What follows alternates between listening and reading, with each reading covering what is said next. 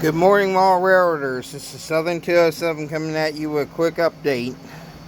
Today is July 5th. I did work on the layout a little bit yesterday, but yeah, I'm in a little bit different area. This is over at the opposite end of the layout where I've been working, and a bit of a progress update. From this yard all the way around here, the main line, which isn't the gray here, all the way through to this point back here is now operational. I still have to clean the layout, but I'm in the process of doing electrical work underneath. And this is going to be a little industrial park. Well, small one where a small switcher can work right off the main. This is my coal transfer yard, which eventually, once the new building is built, this is going to get bumped out a couple more feet, because I got enough lumber to do a little bit longer structure, probably about the same length as this.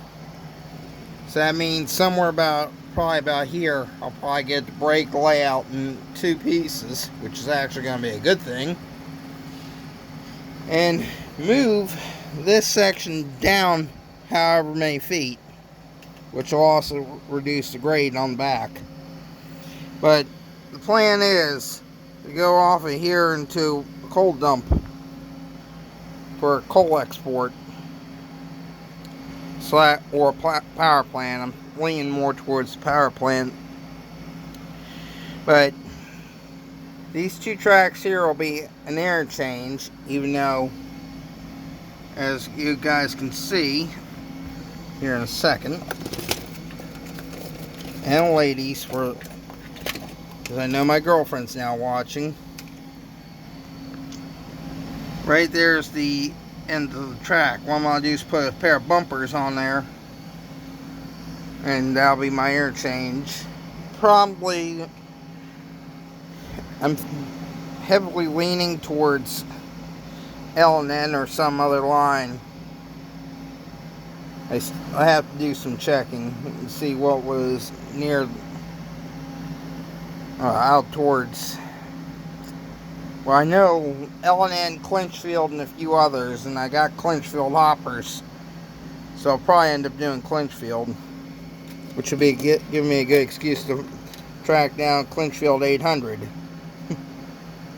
The only Clinchfield locomotive still racking up mileage to this day, and making money while it's at it too. But all the all that still has to be wired underneath. And this is the soldering station I've been using.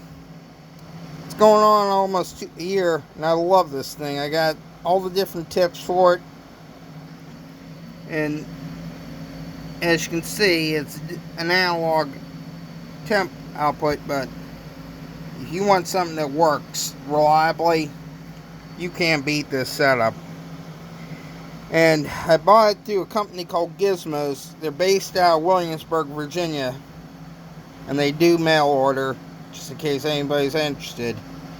This unit here set me back about $100 a little over a year ago.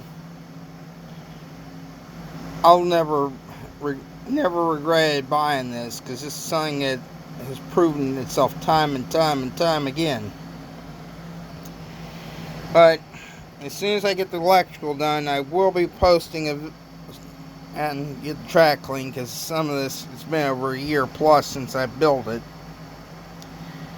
So after I get the track clean, at least on the main, I'll try and do a quick little video, well, quick-ish, of running a sound-equipped engine from here over to the other end, which would be a good challenge.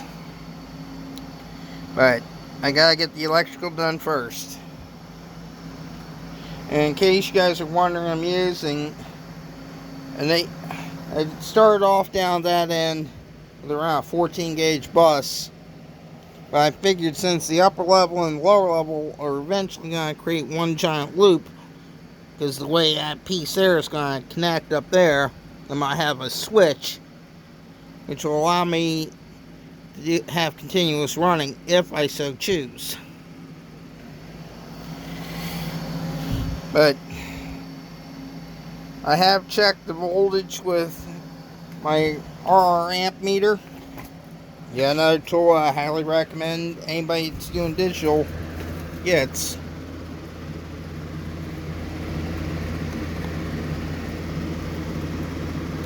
That's just stagnant voltage from the battery energized display. But I cannot recommend having one of these highly enough,